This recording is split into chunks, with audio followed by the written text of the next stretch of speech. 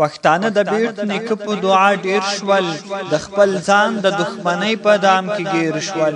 هیڅ غلیم ته میدان پرېښی نه و، د پیسو لپاره هر څه نه ورتیر شول. د دښمن سترګو کې ټول اغزي اغزي شول، او په ستوني کې زهر شول ګنډیر شول.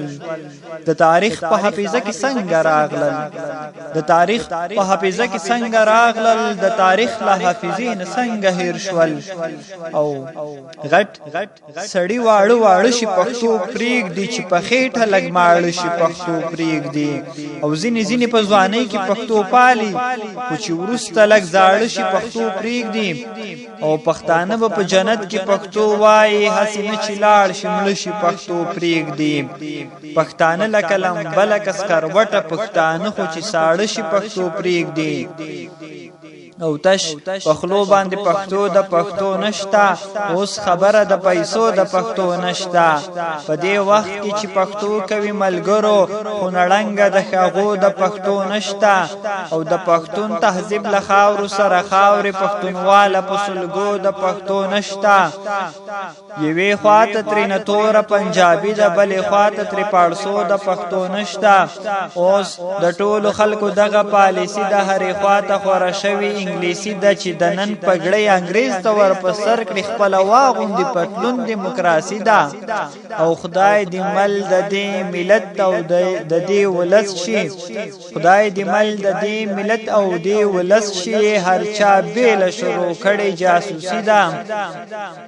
پښتانه په دنګو دنګو ښکلو باندې ویاړي، په درنو درنو ښاغلو باندې ویاړي. پښتانه یوازې تللو باندې ویاړي، ژوندي څه کوي په سلو باندې ویاړي. او بس د نورو په وژلو باندې ویاړي، د ګلونو په سیزلو باندې ویاړي. پښتانه د خاموشۍ په شور پوهیږي، پښتانه خو په کنځلو باندې ویاړي.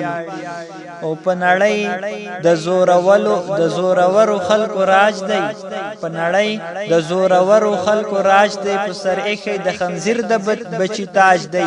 د نړۍ کې نور د هر سړی مزید دی، بس یوازې خوار پښتون دی چې محتاج دی. په نړۍ د زورورو خلکو راج دی، په سر ایښی د خنزیر د بچی تاج دی. د نړۍ کې نور د هر سړی مزید دی، بس یوازې خوار پښتون دی چې محتاج دی. پښتنو کې داسې خلک پیدا شوي چې د لور نومې تلسي د زوی بجاج دی. پښتنو کې داسې خلک پیدا شوي چې د لور نومې تلسي د زوی بجاج دی. دوی دی یو شي او په یو ټغر د کینی باور وکړي چې همدغه علاج دی. جنگ د نن او د سبا که د پرون دی، وژل شوی دواړو خواو ته پښتون دی. دا یو زیری د سپېڅلي سباوون دی، چې پښتو مې هم خندا دی هم ژوندون دی.